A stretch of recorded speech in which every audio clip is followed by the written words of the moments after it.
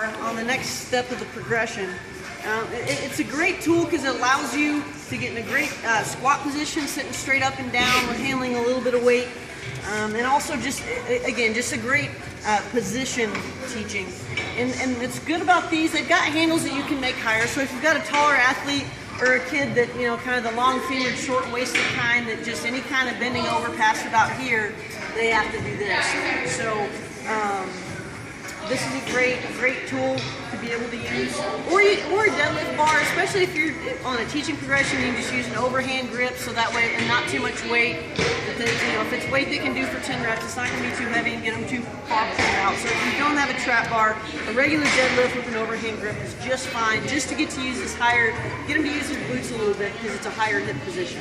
So squatting down to the bar, of course you want them in the middle, and part of this is you want them reaching here, right to where hands equal with that ankle bone. So looking, straight ahead or a little bit down, about 45 degrees.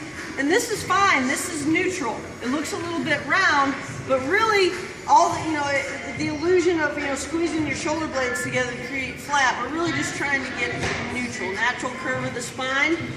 So pushing through their heels, exhaling to stand up. The thing is, a lot of them will do just that on their first rep with hardly any coaching. You can set it down. They'll do it just fine on their first rep, and then they'll get to the top, and then they start to extend. So go ahead and do that real quickly. They'll stand up just fine because that's how they're best able to handle the weight. Then to do their reps, go ahead. Then to do their reps, they're going to sit back. They'll start extending their back. And he stays pretty neutral because we've been teaching him, so I don't know if you're getting a good picture of what it looks like to get extended. So just do about 3, 4, 5 reps.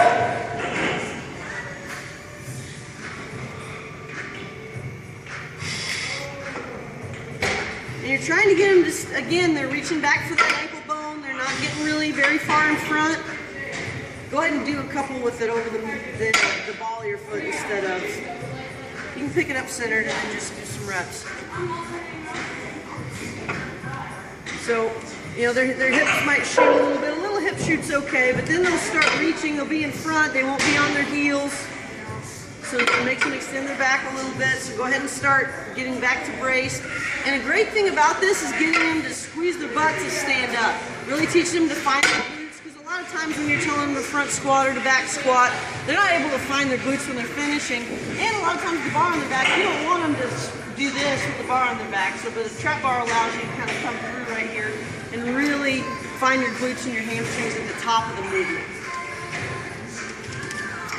So just make sure that you're trying to tell them to sit straight down, not back. They're staying on their heels.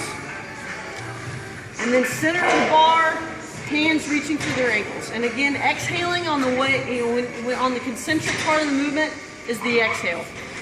The next thing in the progression after a week of 4 sets of 10 of this is front squat.